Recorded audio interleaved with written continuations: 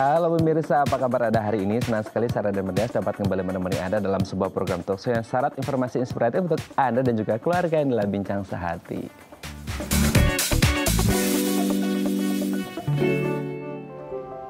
Ya pemirsa Bincang Sehati, saya mewakili tim produksi dari Bincang Sehati dari TV ingin mengucapkan Gongsi Facha Shinen Kuala, selamat tahun baru Imlek 2572.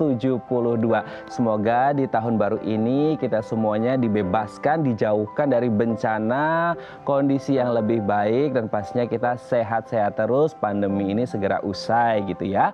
Nah kalau kita ngomongin tentang tahun baru Imlek, ini kan identik dengan teman-teman kita, saudara-saudara kita etnis Tionghoa. Namun meski demikian sebenarnya kebahagiaan, kemeriahan, rasanya itu bisa dirasakan oleh semua lapisan masyarakat. Tidak hanya teman-teman etnis Tionghoa saja ya, kita bisa melihat bagaimana kemeriahan yang namanya tahun baru Imlek ini terjadi. Meskipun sekarang mungkin agak berbeda gitu ya, karena kita masih ada di tengah pandemi. Jadi semua lapisan masyarakat bisa merasakannya meskipun mungkin dengan suasana yang jauh lebih berbeda. Nah tidak hanya lapisan masyarakat tapi juga skop yang lebih kecil yaitu keluarga. Yang menjadi pertanyaan, gimana nih kalau dalam keluarga kita ini ada perbedaan gitu ya, perbedaan baik dalam hal merayakan Imlek ataupun perbedaan dalam keyakinan. Nah inilah topik yang akan kita bahas hari ini, yaitu menyatukan perbedaan di dalam keluarga. Nah sebelum kita ngomongin tentang bagaimana sih cara menyatukan perbedaan dalam keluarga, kalau kita ngomongin tentang Imlek gitu ya, nah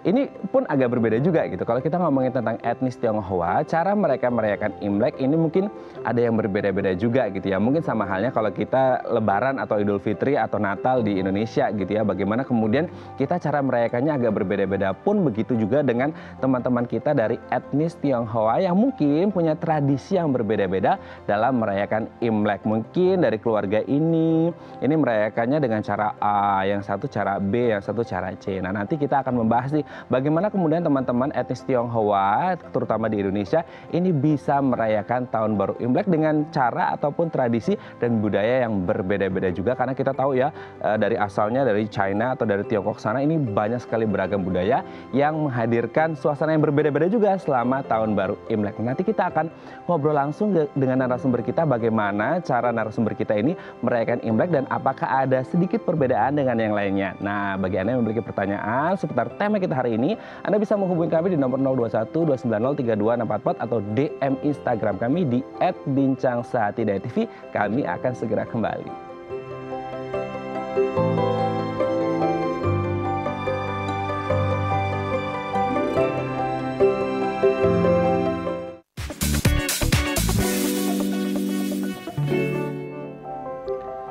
Baik, Anda masih bersama kami di Bincang Sehati dan kita masih dalam rangka suasana tahun baru Imlek 2572. Sekali lagi, Gongsi Facha Shinen Kuala bagi Anda yang merayakan. Oke pemirsa, tadi di segmen sebelumnya kita sudah membahas bagaimana kemudian menyatukan perbedaan dalam keluarga, salah satunya adalah dalam merayakan tahun baru Imlek. Nah untuk membahasnya telah tersambung bersama kami di sambungan Zoom dengan Bapak Sofyan Rasidin selaku DKM Masjid Ramli yang ada di Sunter, Jakarta Utara. Assalamualaikum Pak Sofyan, apa kabar? Waalaikumsalam warahmatullahi wabarakatuh, Mas Raden. Kabarnya baik Pak Sofyan? Alhamdulillah baik. Alhamdulillah baik ya. Semoga Pak Sofyan dan keluarga dan teman-teman di DKM Masjid Ramli juga sehat-sehat terus gitu ya. Amin ya robbal alamin gitu. Oke, Pak Sofyan, hari ini kita akan membahas bagaimana kemudian kita merayakan Imlek. Tapi sebelumnya saya ingin mengucapkan terlebih dahulu Gongsi Facha Shinen Kuala, selamat tahun baru Imlek. Gongsi Facha juga Mas Raden. Shinen Kuala. Oke, Pak Sofyan, kita akan membahas bagaimana kemudian makna Imlek. Nah, bagi seorang Pak Sofyan, menganggap makna Imlek ini seperti apa sih Pak Sofyan? Imlek itu sebuah momen yang sangat spesial ya. Dari saya kecil itu memang sebuah momen untuk kita kumpul bersama keluarga besar ya.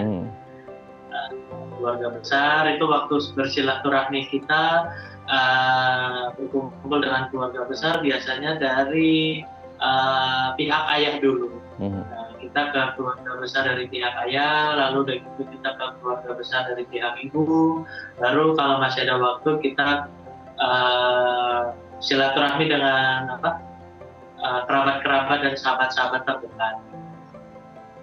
Oke, berarti ini adalah kegiatan yang memang selalu rutin dilakukan setiap tahun ketika Imlek ini tiba bersama keluarga gitu, Pak Sofyan?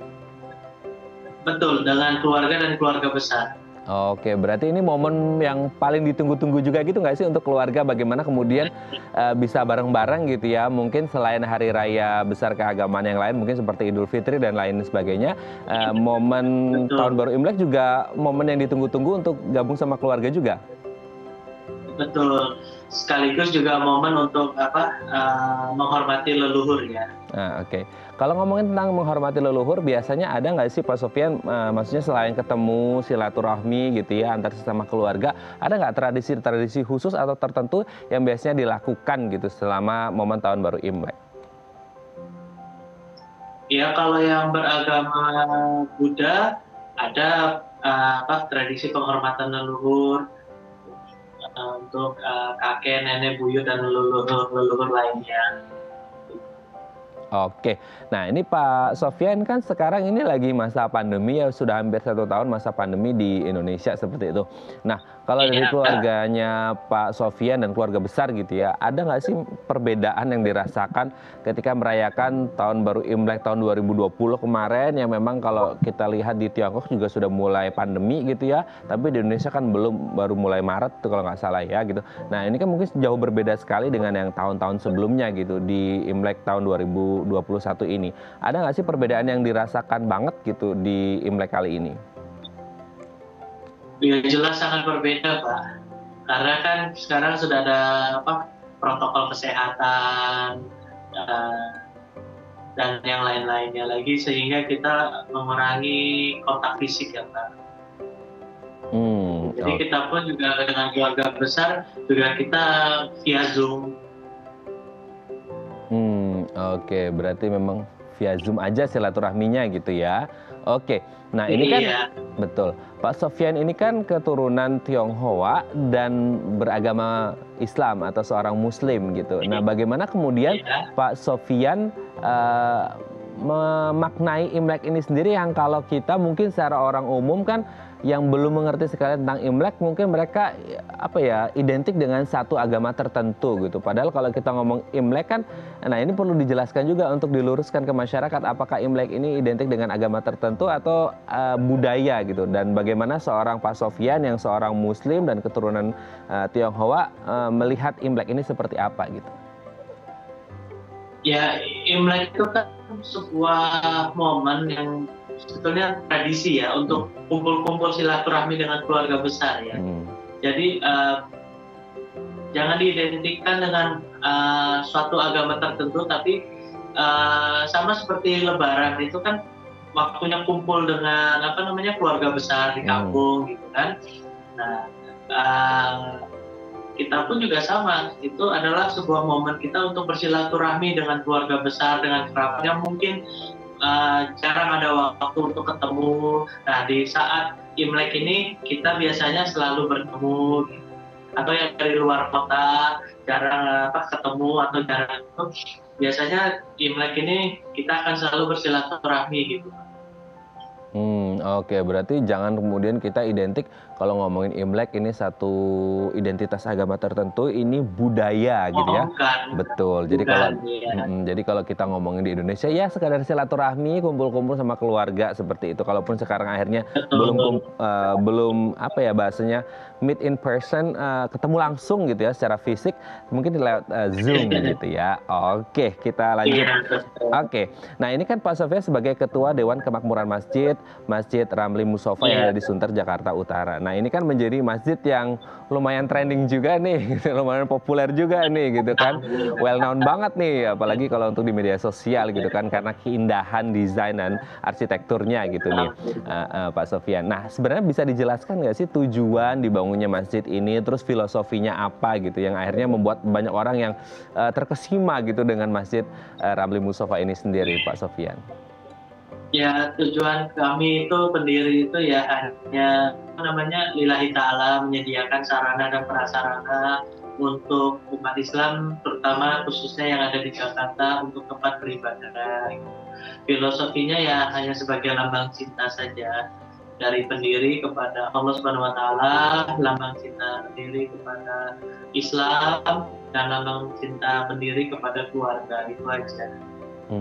Oke. Dan sejauh ini banyak nggak sih Pak Sofyan yang akhirnya mungkin nggak sengaja nih datang ke masjid ya, karena populer banget gitu, akhirnya ketemu dengan teman-teman pengurus di masjid yang akhirnya nanyain, ini masjidnya konsepnya seperti apa sih, filosofinya gitu, sering nggak sih Pak Sofyan yang akhirnya datang dan nanya-nanya gitu?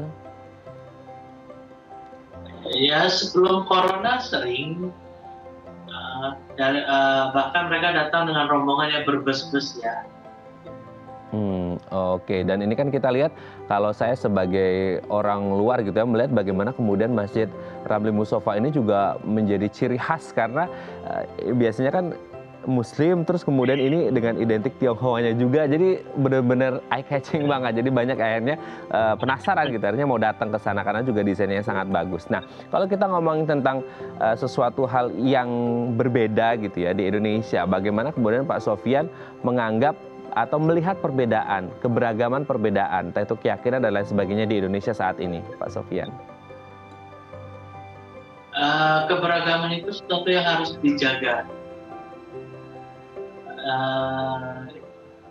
Toleransi dan tenggang rasa itu sudah mulai memudar ya akhir-akhir ini ya. Dan itu Indonesia itu kan dasarnya adalah Bhinneka Tunggal Ika, berbeda-beda tapi tetap satu juga. Harapan saya ya keberagaman ini harus tetap dijaga, ya karena memang itu adalah romantika kehidupan. Karena dalam Islam itu kita juga harus menjaga hubungan dengan sesama manusia, hablum minanas. Oke, berarti memang kan kalau dalam konsep Islam itu ada dua hubungan horizontal, hubungan vertikal. Kalau sesama manusia hablum minanas, kalau sama vertikal kan hablum minallah gitu ya. Jadi kita sama-sama jaga silaturahmi antara sesama manusia dan juga kepada Tuhan, seperti itu ya. Jadi tidak boleh ada sara, tidak boleh ada ngomongin sesuatu yang nggak baik gitu ya. Oke, harapan Pak Sofyan sendiri di tahun baru Imlek 2572 ini apa ini Pak Sofyan? Ya, harapan saya ya tentu pandemi bisa segera berakhir, kegiatan bisa normal kembali, dan yang penting semua makhluk berbahagia di dalam kebaikan. Amin, itu harapan kita bersama ya. Kalau untuk kondisi saat ini di Masjid Ramli Mustofa sendiri seperti apa nih Pak Sofyan? Ya tentu kita tetap menjalankan protokol kesehatan. Kita sendiri masih sering semprot alkohol ya untuk disinfektan gitu. Kalau pemerintah melarang beroperasi ya kita ikut. Kalau bilang cuma 50% kapasitas ya kita ikut. Kita tergantung pemerintah Pak.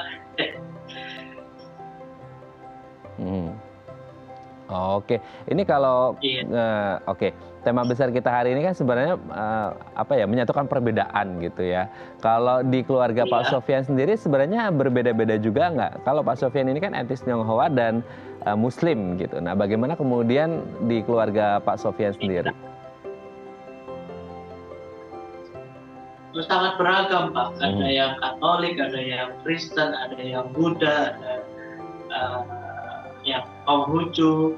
Itu dari keluarga besar kita memang sangat beragam. Gitu. Oke. Tapi bagaimana kemudian akhirnya bisa klop, bisa nyatu gitu? Apa yang kemudian menjadi prinsip dari keluarga besar Pak Sofyan untuk tetap solid walaupun berbeda nih? Ya untukku agamaku, untukmu agamamu. Oke, berarti sangat singkat, jelas dan padat gitu ya. Lakum dinukum waliyadin gitu ya. Apa agamamu, agamaku. Baik, terima kasih Pak Sofyan pagi hari ini sudah berbagi bersama kami di Bincang Sehati. Sekali lagi Kongsi Faca Shinen Kuala, selamat tahun baru Imlek 2572 dan salam untuk keluarga di rumah. Sehat-sehat terus. Assalamualaikum. Waalaikumsalam. Baik, pemirsa, selanjutnya kita akan membahas tema kita hari ini. Bagi Anda yang memiliki pertanyaan, Anda bisa menghubungi kami di nomor 0212903244 atau juga DM Instagram kami di @bincangsehati.tv. Kami akan segera kembali.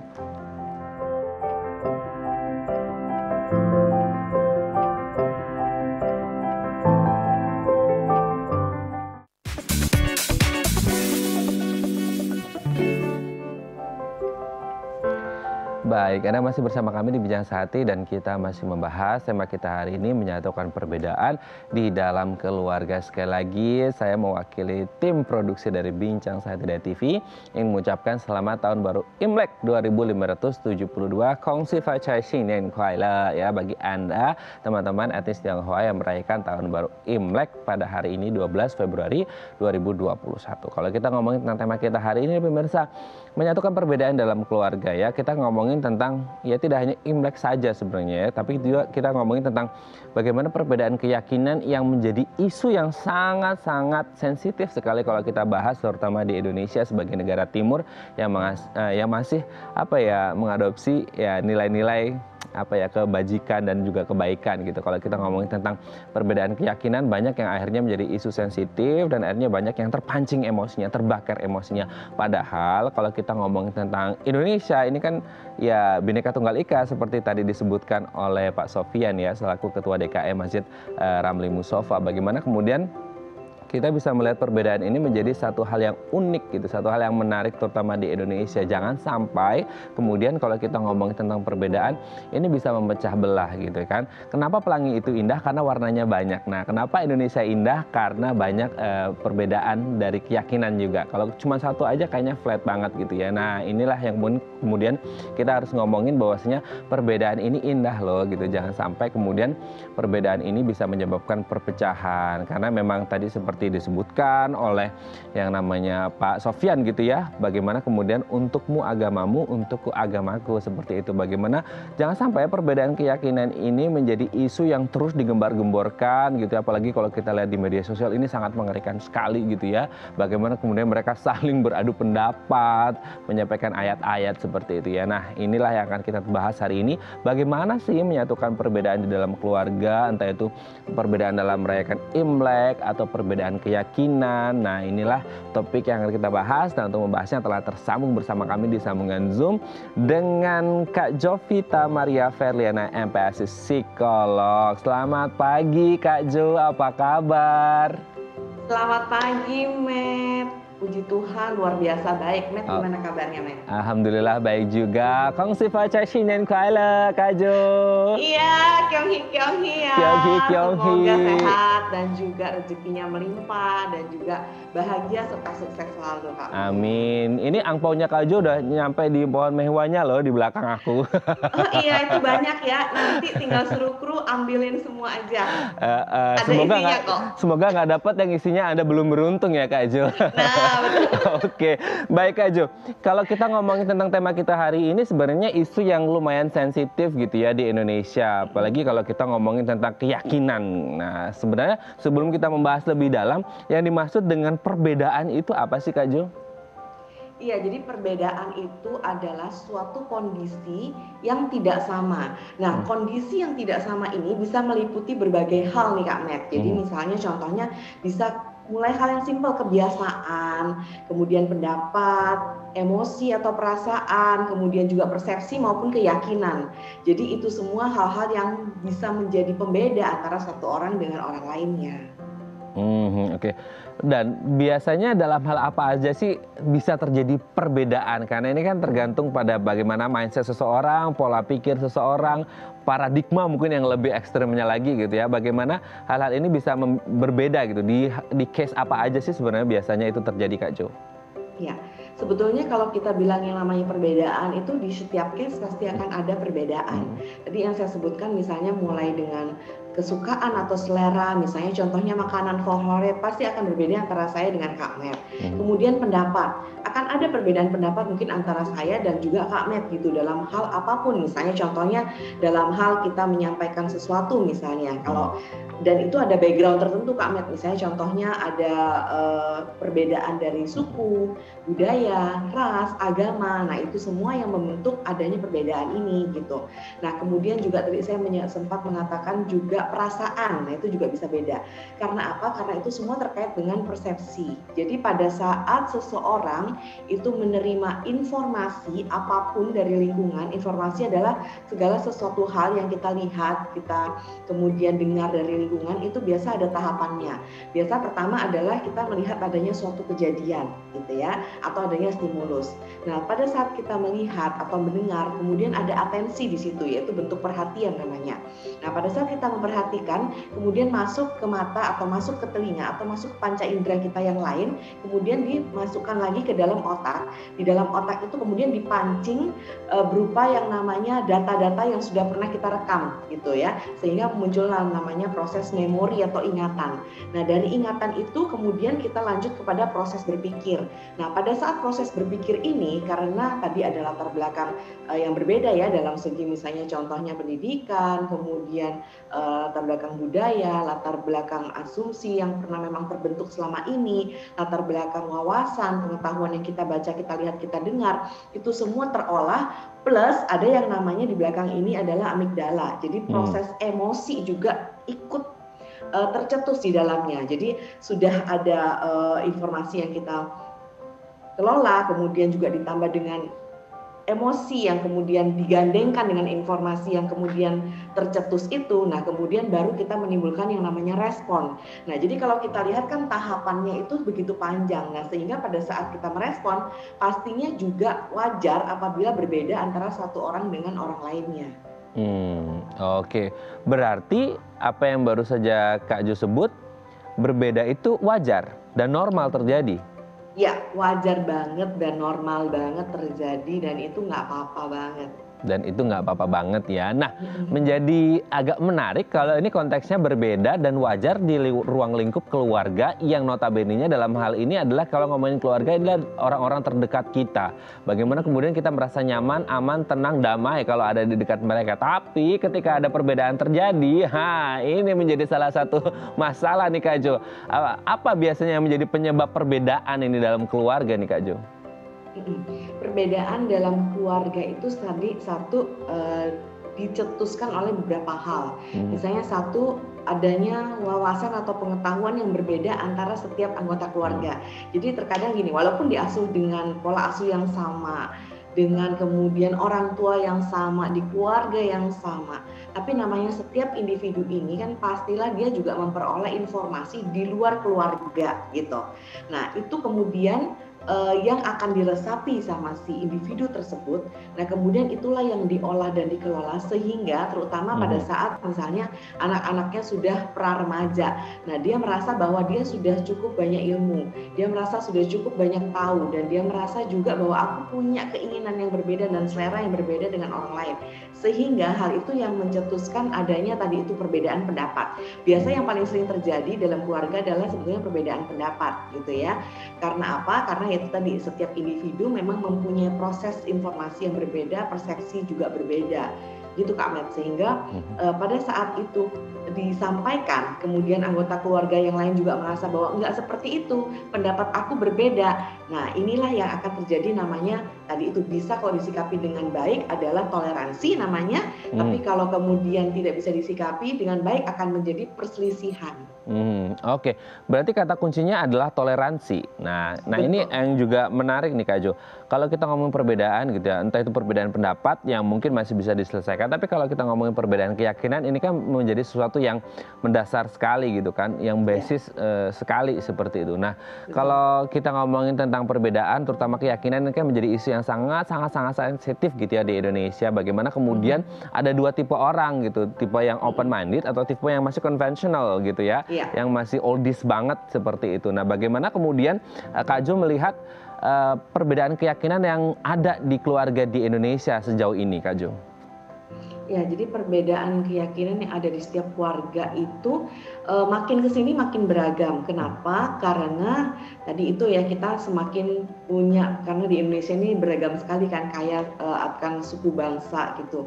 Dan juga kalau kita lihat, kita juga punya 5 agama dan juga 1 bentuk kepercayaan. Nah, sehingga pada saat ini membentuk suatu united atau namanya keluarga, itu pasti di dalam keluarga itu kalau kita lihat ada beberapa suku yang berbeda yang membaur menjadi satu. Demikian juga misalnya agama. Bisa aja dalam satu keluarga itu punya beberapa anggota keluarga yang memang kalau kita dari keluarga besar ya, agamanya juga berbeda, apa yang dianut atau kepercayaannya juga berbeda.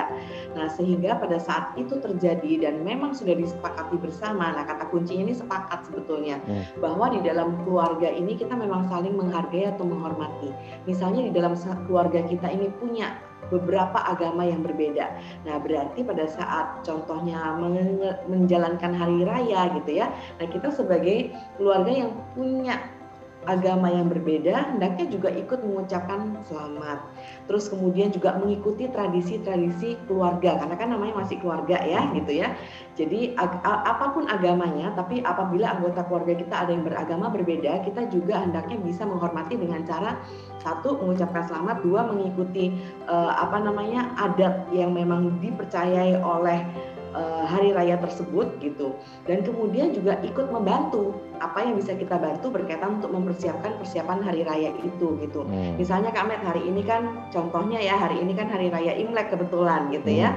Nah, sehingga memang pada saat ini kan memang pandemi gitu ya, tapi kalau kita bicara juga di luar pandemi gitu, nah itu biasa persiapannya udah dari 3 hari sebelumnya nih Kak Met, udah mulai belanja kebutuhan buat persiapan masak-masak gitu kan ya, terus kemudian mulai kirim-kiriman buah, kemudian pada saat 1 hari menjelang hari H itu kumpul bersama keluarga, dan pada saat hari H itu juga ada yang namanya tadi Kyonghi mengucapkan salam sejahtera, mengharapkan orang yang memang ada atau anggota keluarga kita itu punya banyak rezeki, kesehatan dan kebahagiaan. Nah, sehingga kita sebagai anggota keluarga yang lain yang mempunyai mungkin agama yang berbeda diharapkan juga bisa mengikuti hal itu. Gitu.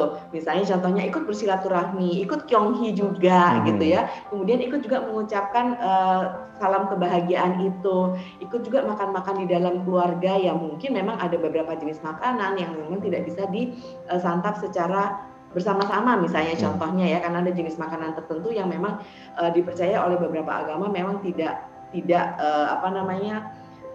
boleh dimakan. Nah, sehingga seperti itu sih nggak masalah. Jadi itu namanya perbedaan. Jadi kita juga tahu bahwa oh dia nggak boleh makan yang seperti ini, ya kita juga hargai seperti itu.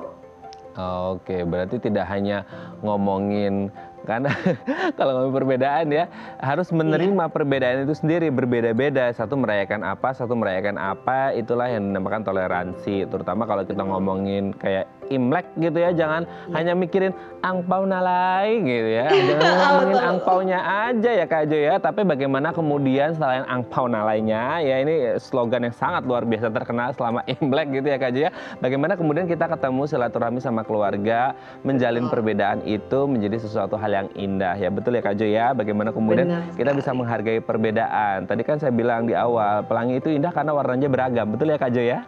Betul banget, Oke, baik Kak Jo, nanti kita akan lanjut lagi nih. Bagi Anda pemirsa yang memiliki pertanyaan seputar tema kita hari ini, mungkin di dalam keluarga Anda ada perbedaan, atau keyakinan atau yang lain yang akhirnya menimbulkan perselisihan mungkin. Nah, Anda bisa curhat sama Kak Jo langsung nih. Anda bisa menghubungi kami di nomor 021 290 32 644 atau DM Instagram kami di @bincangsehatidayatv. Kami akan segera kembali.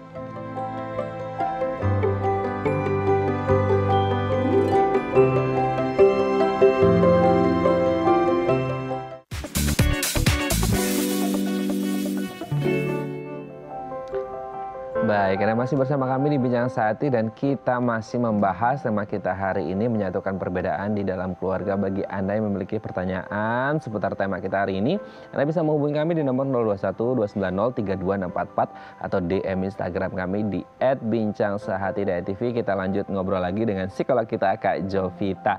Kak Jo, ini kalau kita ngomongin tentang perbedaan, kan kita ngomongin tentang Indonesia yang orangnya banyak banget. Nah, ini menjadi isu yang selalu kita sebutkan sebagai isu yang sensitif gitu ya. Bagaimana kemudian kita bisa melihat, memandang, dan menghargai perbedaan ini menjadi hal yang lumayan sulit gitu. Kalau kita harus bandingkan ya dari 100%, hanya baru beberapa persen saja orang bisa open minded menerima perbedaan gitu ya. Dan kita harapannya ke depan bisa lebih banyak lagi orang yang bisa menerima perbedaan. Nah, untuk menerima perbedaan ini menjadi hal yang agak susah gitu, karena ini harus diedukasi sedari awal. Nah, apakah kemudian penting bagi orang tua untuk mengedukasi anak tentang bagaimana cara mereka melihat perbedaan yang terjadi yang ada di lingkungan mereka. Itu menjadi penting. Penting banget, karena justru bagaimana anak ini bisa menghargai perbedaan yang nantinya dia bisa bertoleransi kepada lingkungan, itu memang sumbernya dari keluarga nih Kak Mer. Nah, keluarga ini berarti kan pusatnya adalah si orang tua gitu ya. Nah, apa yang memang bisa kita lakukan sebagai orang tua sehingga kita bisa mengajarkan kepada anak kita untuk bisa menerima perbedaan? Nah, yang pertama itu adalah kenalkan kepada anak terhadap perbedaan sedini mungkin gitu. Nah, contohnya apa? Contohnya adalah bersilaturahmi gitu ya, kemudian mengunjungi kerabat-kerabat. Nah, dari situ anak akan bisa melihat bahwa setiap kerabat yang dia datangi, setiap keluarga yang didatangi, pasti ada yang namanya perbedaan. Entah itu perbedaan peraturan, kemudian perbedaan tata cara, perbedaan cara menyapa, perbedaan sifat gitu ya. Mungkin di keluarga mereka biasa anteng-anteng nih, kalau ngomong juga nadanya biasa aja, tapi begitu ke rumah saudaranya, kemudian suara saudaranya itu pada tinggi-tinggi semua. Nah, di situ dia belajar menghargai bahwa oh ternyata ada loh orang yang memang punya volume itu lebih tinggi dari aku, dan kalau ngomong tuh suka memang lebih keras dari orang lain misalnya seperti itu. Nah, seperti itu. Jadi kenalkan anak terhadap perbedaan sedini mungkin. Kemudian yang kedua adalah kita sebagai orang tua ini hendaknya menjadi teladan yang baik terhadap anak dalam menyikapi perbedaan. Jadi contohnya apa? Tadi contohnya misalnya pada saat ada orang yang berbeda dari kita, entah itu misalnya secara fisik gitu ya, atau kemudian secara keyakinan, itu kita bisa menghargai pendapatnya. Kita nggak selalu harus mengikuti aturan tersebut kalau memang kita merasa berbeda prinsip sama kita, tapi hendaknya pada saat kita itu bisa bertoleransi, artinya kita bisa membiarkan orang lain untuk melakukan apa yang menjadi keyakinannya, apa yang menjadi pendapatnya. Nah, contoh simpelnya di rumah kayak gimana untuk nomor 2 ini? Yaitu misalnya menghargai pembantu rumah tangga, supir misalnya, kemudian juga menghargai keluarga-keluarga ataupun orang-orang lain yang datang ke rumah kita. Nah, kemudian berikutnya adalah bangun ruang dialog antara kita sebagai orang tua dengan anak kita. Caranya seperti apa? Caranya setiap kali kita kemudian paparkan dia terhadap perbedaan, nah kita jangan berhenti sampai di situ aja, tapi kita ajak dia untuk berdiskusi. Jadi pada saat pulang ke rumah, kemudian pada saat kita punya interaction time bersama anak-anak, kita diskusikan bersama. Misalnya gini, ayo anak-anak, apa yang tadi kamu lihat pada saat kita ngunjungin Om John misalnya seperti itu ya, atau tadi kan kita udah ke rumah Kak Met, nah apa yang bisa kamu lihat, ada perbedaan apa di sana dengan yang kita akui atau kita yakini misalnya seperti itu. Nah, nanti kan anak akan mengutarakan pendapatnya. Nah, di situ waktunya kita untuk mendiskusikan bagaimana kita menyikapi perbedaan dan mengapa orang itu bisa berbeda antara satu dengan yang lainnya, dan memang it's okay to be different gitu. Nah, berikutnya adalah kita bisa merespon setiap perilaku atau tanggapan orang lain yang berbeda yang kurang menghargai orang lain, itu kita jangan ikut merespon yang negatif gitu. Jadi artinya di sini kita bisa memberikan contoh kepada anak kita bahwa kita bisa loh nggak setuju terhadap respon yang negatif yang orang lain itu kemukakan. Contohnya, apabila kita lagi kumpul-kumpul, kemudian ada teman kita yang menjelek-jelekan seseorang atau menjelek-jelekan keyakinan seseorang gitu ya, keyakinan temennya yang lain, kita nggak boleh diem aja, kita harus bilang bahwa sorry aku nggak setuju loh sama kamu gitu kan, ya itu kan pendapat dia, itu keyakinan dia, kenapa sih kita tuh tidak menghargai dan sebagainya. Jadi katakan itu, dan kalau bisa di depan anak, sehingga anak tahu bahwa oh berarti nggak ada excuse nih untuk orang-orang yang memang suka menjelek-jelekan orang lain, terutama menjelek-jelekan perbedaan gitu ya. Apalagi yang namanya contohnya perbedaan fisik, kan ada orang yang difabel gitu ya, tidak selengkap anggota tubuhnya sama seperti kita, kemudian diolok-olok. Nah, itu kita harus bisa menyuarakan bahwa kita tidak setuju dengan apa yang mereka lakukan atau apa yang mereka katakan. Nah, berikutnya yang terakhir dan ini yang sangat penting, itu adalah mengajarkan kepada anak untuk menghargai dirinya sendiri. Ini penting banget. Kenapa? Karena dengan seorang anak bisa menghargai dirinya, maka dia akan bisa menghargai orang lain juga. Karena pada saat dia menghargai dirinya, dia mencintai dirinya, maka dia merasa bahwa dia, orang lain punya hak yang sama dengan dirinya untuk dihargai dan dicintai. Dan pada saat seseorang bisa menghargai dirinya, maka dia tidak perlu melakukan hal-hal yang negatif untuk merendahkan orang lain karena dia tahu bahwa kedudukan orang lain itu setara dengan dirinya. Nah, gimana cara mengajarkan anak untuk menghargai dirinya? Itu simpel. Misalnya contohnya kita bisa memuji kebaikan-kebaikan anak, kita bisa memuji prestasi-prestasi ataupun hal-hal keberhasilan kecil yang dia lakukan. Misalnya contohnya pada saat dia membantu kita mengambilkan barang kita, kemudian membantu kita mengerjakan pekerjaan rumah, kita bisa puji misalnya, terima kasih ya nak ya, lu mama bangga sekali punya anak seperti abang yang suka menolong, seperti itu. Nah, sehingga dia merasa dirinya dihargai oleh orang tuanya dan dia akan menghargai juga dirinya sendiri. Wah, ini sangat luar biasa penjelasan dari Kak Jo ya, bagaimana kemudian ini benar-benar dari step by stepnya sudah dijelaskan oleh Kak Jo, dan ini menjadi sangat penting karena edukasi dari dini ini menjadi apa ya, tonggak gitu, tolak ukur seseorang nanti ke depannya cara berpikirnya seperti apa gitu ya Kak Jo ya. Oke, sebelum kita lanjut Kak Jo, ini ada DM Instagram dari pemirsa Bincang Sehati. Saya akan coba bacakan ya Kak Jo ya. Ini dari @luciarani, orang tua saya memiliki keyakinan yang berbeda. Dari awal mereka menikah sampai sekarang tante saya kurang suka gitu ya. Jadi hubungan keluarga kami sama tante ini nggak akur. Nah, ada saran nggak nih Kak Jo yang bisa kami lakukan agar hubungan keluarga kami ini membaik? Nah, gimana nih Kak Jo? Oke, Kak Met tadi nggak sukanya karena apa? Perbedaan apa? Perbedaan keyakinan, karena ayah ibunya Mbak Lucy ini kan agamanya berbeda. Terus kemudian tantenya ini dari awal pernikahan orang tuanya Mbak Lucy ini tantenya nggak setuju. Akhirnya sekarang sudah punya anak ya Mbak Lucy ini, tapi tantenya hubungannya masih nggak harmonis gitu. Nah, gimana caranya komunikasi ke tantenya supaya keluarganya ini kembali harmonis gitu Kak Jo? Iya, betul. Nah, emang salah dari yang sekian macam perbedaan yang tadi saya sebutkan, yang paling sulit diterima adalah biasanya adalah agama, gitu ya. Karena apa? Karena agama itu adalah suatu hal yang biasanya sudah diyakini oleh seseorang dan sekelompok orang di dalam keluarga untuk menganut hal yang selalu harus sama. Nah, gitu ya. Nah, sehingga pada saat ada perbedaan agama dan keyakinan gitu ya, nah itu menjadi hal yang paling susah untuk kemudian didiskusikan. Tapi susah di sini bukan berarti nggak mungkin. Jadi caranya seperti apa? Satu, bisa tetap kita omongkan atau bicarakan baik-baik dengan pihak tante, tadi sudah bicarakan baik-baik gitu ya, mengenai apa sih yang kemudian tante ini rasa dia tidak setuju gitu. Nah, kemudian kita giring ke bahwa dalam keanekaragaman itu pasti akan ada banyak hal-hal yang berbeda gitu. Dan kita sebutkan hal-hal yang baik dari sisi contohnya misalnya pasangan gitu ya. Dalam hal ini tadi kan Lucy bilang nggak bisa diterima pasangan gitu ya Kak Met ya? Iya. Ya, nah jadi kita sebutkan positif side atau hal-hal positif dari pasangan yang memang akan masuk ke keluarga kita, gitu. Nah itu apa aja? Nah kemudian kita kasih tahu bahwa dia pun menghormati loh agama kita, kepercayaan kita dan keluarga kita, gitu ya.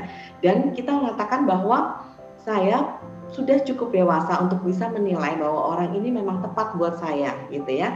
Dan perkara keyakinan itu bisa didiskusikan. Misalnya contohnya apakah kita tetap menganut keyakinan yang sama tapi kita membiarkan pasangan untuk menganut keyakinannya gitu ya. Atau misalnya pada kasus tertentu misalnya keyakinan pasangannya dengan rela memang akhirnya mengatakan mau ikut ke keyakinan yang keluarga yang bersangkutan, yaitu nanti bisa dirembukin bersama. Tapi yang penting adalah sebetulnya kenapa sih pihak keluarga itu tidak terbiasa dengan perbedaan karena tidak mengakui perbedaan karena tidak terbiasa. Jadi adalah tugas kita adalah semakin mendekatkan. Jadi contohnya kita ngajak aja pasangan kita sering-sering ke rumah, perkenalkan kepada tante sehingga tante lama-lama akan melihat kebaikan-kebaikan atau sisi-sisi positif dari pasangan dan sehingga akhirnya lambat laun dia akan bisa menerimanya gitu Kak Met. Jadi proses itu memang perlu. Oke, berarti memang harus tetap menjalin silaturahmi, tetap menjalin komunikasi, jangan malah sampai memutuskan sama sekali gara-gara masalah perbedaan itu gitu ya Kak Jo. Iya, malah tunjukkan bahwa kita punya sikap positif, kita punya sikap yang menghargai, dan kita punya niat dan itikat yang baik. Nah, itu semua akan bisa dilihat itu kan by proses dengan waktu dan semakin kita sering mendekatkan diri dengan keluarga pasangan, nah itu keluarga pasangan akan bisa semakin menerima kita. Oke, ibarat kalau ada tetesan air yang kita bilang kayaknya nggak ada powernya, nggak ada kekuatan, tapi kalau akhirnya beberapa waktu lama ini batu pun di bawah akan berlubang gitu ya. Ibarat kata Betul juga. banget Kak Met, aduh itu cakep banget itu. Oke, ibarat hati juga manusia ini kan bisa dibolak-balik ya gitu Iya, kan ya. Jadi betul. ya nanti someday yang penting kita jaga silaturahmi supaya nanti ke depan mungkin hatinya tantenya ini akan terbuka gitu ya Kak Jo ya. Semoga dia bisa menjawab pertanyaan dari Mbak Lucy dan kita doakan semoga keluarganya akan tetap harmonis dan tantenya bisa kembali lagi bersama keluarga ya, bahagia lagi, bareng-bareng lagi, ketawa-ketawa lagi gitu ya. Oke Kak Jo, Amin. sebenarnya ini kan menjadi penting juga, ini masalah yang sebenarnya banyak dialami oleh semua orang gitu ya Kak Jo. Berarti kita penting juga untuk mengedukasi atau at least ngasih ngomong ini ke orang lain bagaimana kemudian perbedaan itu bisa menjadi satu hal yang indah kalau kita bisa jalannya bareng-bareng gitu ya Kak Jo. Nanti mungkin akan kita bahas di segmen selanjutnya bersama dengan tips bagaimana sih cara mendekatkan lebih kita kepada keluarga. Baik pemirsa, bagi Anda yang memiliki pertanyaan seputar tema kita hari ini, Anda bisa menghubungi kami di nomor 021 290 3244 atau DM Instagram kami di @bincangsatidayatv. Kami akan segera kembali.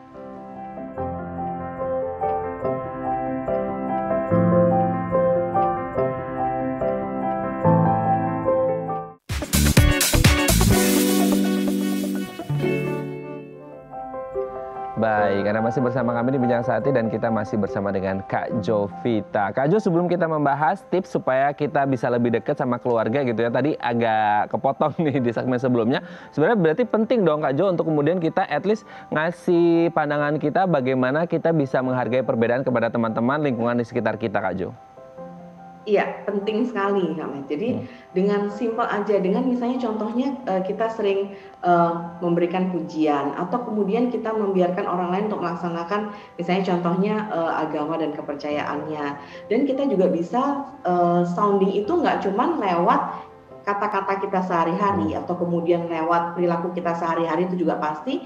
Tapi kalau sekarang kan juga kekuatan sosmed itu juga tinggi ya. Jadi kita bisa tuh sharing atau berbagi lewat cerita-cerita kita, lewat mungkin blog-blog yang ada, yang kita bikin, kemudian lewat sosial media, sehingga timbul awareness atau kesadaran kira-kira dari orang lain yang membaca tulisan kita, sehingga membuat orang lain tergugah dan terinspirasi untuk menghargai adanya perbedaan dan juga meningkatkan toleransi tersebut. Oke, berarti penting untuk mengedukasi diri sendiri dan orang-orang yang ada di sekitar kita. Tapi sekali lagi, mengedukasinya tidak memaksa, hanya memberikan pandangan ya. Nanti kalau memaksa malah jadi akhirnya clash lagi ya. Api ketemu api, jadi lebih besar apinya. Oke Kak Jo, nah kalau tadi kita ngomongin perbedaan, bagaimana kita sudah berupaya dengan yang effortful banget ya, kemudian bagaimana cara supaya orang-orang yang ada di sekitar kita ini bisa lebih memahami perbedaan. Nah kita akan bangun ini dari keluarga sebagai skop yang masyarakat yang terkecil. Nah gimana caranya? Ya kita harus dekat sama keluarga kita supaya bisa saling mengerti. Nah salah satunya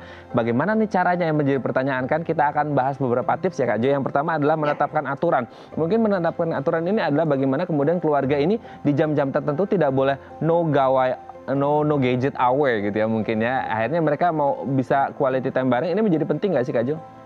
Penting, karena pada saat quality time itu adalah sarana yang paling memungkinkan bagi kita orang tua untuk melakukan diskusi dengan anak, untuk memberikan informasi-informasi yang sekiranya menurut kita penting untuk anak ketahui.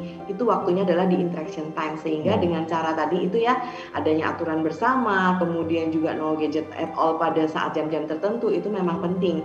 Dan terutama terkait dengan tadi kita ingin mengajarkan keberagaman, berarti kita bisa masukkan situ bahwa memang pada saat jam tertentu interaction time, setiap anggota keluarga pastinya punya kesibukan yang berbeda, acara yang berbeda, kesukaan yang berbeda. Tapi kalau kita udah sepakat di jam yang sama kita berkumpul bersama, nah itu harus ditaati. Gitu.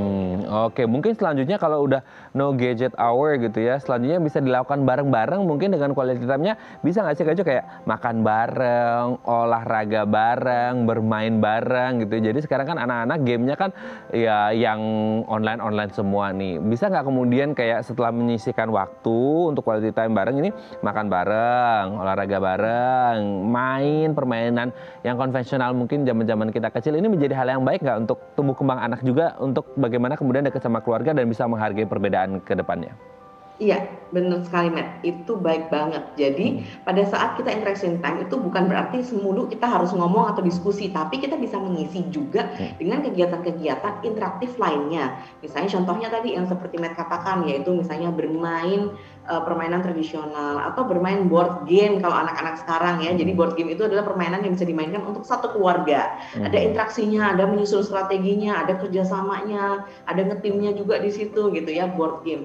Nah, kemudian juga bisa dengan makan bersama, berolahraga bersama, atau melakukan hobi bersama gitu. Terkadang kan setiap anggota keluarga hobinya beda-beda ya. Nah, bisa juga kita sepakat nih, oke, untuk hari ini kita nyoba hobi ayah yuk. Jadi sama-sama melakukan hobi yang sama. Misalnya hari ini berkebun karena hobi ayah berkebun gitu ya. Nanti minggu depan anaknya sukanya sepedaan, ya udah akhirnya ayahnya yang tadinya nggak suka sepedaan, jadi akhirnya berusaha untuk bisa sepedaan sama anaknya gitu. Nah, itu dengan perbedaan hal-hal yang berbeda tadi, hobi yang berbeda, kesukaan berbeda, aktivitas berbeda. Kalau kita kemudian selaraskan, kita saling mencoba, kita saling menghargai dan lakukan bersama, itu artinya kan kita punya manfaat juga, yaitu kita akan punya banyak hal yang kita bisa jadinya. Seperti tadi pepatah Kak Met di awal ya, bahwa pelangi itu indah karena warnanya itu beragam. Wah, luar biasa. Iya, keberagaman ini ada memang untuk membuat kita menjadi optimal, untuk membuat kita menjadi indah gitu. Karena kita semua harus ingat kita ciptaan Tuhan dan kita harus saling melengkapi satu umat dengan umat lain. Oke, nah terakhir mungkin yang bisa dilakukan adalah bisa nggak sih, kan sekarang di situs berbagi video ya ada macam-macam film-film atau film pendek lah yang kemudian bisa ditonton. Ini bisa juga antara orang tua dan anak untuk nonton bahwa di dalam video ini ada moral value-nya adalah bagaimana menghargai perbedaan, Kak Jo. Iya, bisa banget Kak Met. Jadi kita sebagai orang tua, kita biasa kita ngeset dulu nih, kita mau ngajarin apa sama anak, kemudian kalaupun itu kita kaitkan sama video atau film, kita akan pilihkan film atau video dengan tema yang kurang lebih mengajarkan value tersebut gitu. Misalnya pada saat ini kita mau mengajarkan keragaman, kita cari video yang memang sesuai dengan usia anak dan bisa mengajarkan keragaman. Untuk anak-anak yang sudah pra-remaja atau remaja gitu ya, nah itu semakin mudah karena kita bisa tinggal searching aja gitu ya, searching dengan kata-kata kunci di Google, misalnya film mengenai keberagaman, film mengenai toleransi gitu. Nah itu akan ada banyak sekali film-film yang memang di reviewnya bagus, kemudian kita udah lihat contoh-contoh judul filmnya apa, nah itu kita bisa nonton bersama anak-anak kita. Oke, sangat luar biasa sekali. Kita harus mengedukasi semuanya dari awal supaya bisa menghargai perbedaan, karena perbedaan itu indah. Terima kasih Kak Jo sekali lagi sudah bergabung bersama kami pagi hari ini Bincang Sehati. Sekali lagi selamat tahun baru Imlek. Salam untuk keluarga di rumah dan sehat-sehat terus. Semoga pandemi segera usai supaya kita bisa ngobrol lagi di studio gitu ya Kak Jo ya. Terima kasih Kak Jo. Selamat pagi. Selamat pagi. Baik pemirsa, bagi Anda yang memiliki kritik dan saran, Anda bisa menghubungi kami di nomor 0889 8100 5000 atau Anda bisa follow media sosial kami di @bincang_sehati.tv. Saya Raden Madias pamit, sampai jumpa dan selamat beraktivitas. Sekali lagi, Gong Xi Fa Cai, Xin Nian Kuai Le.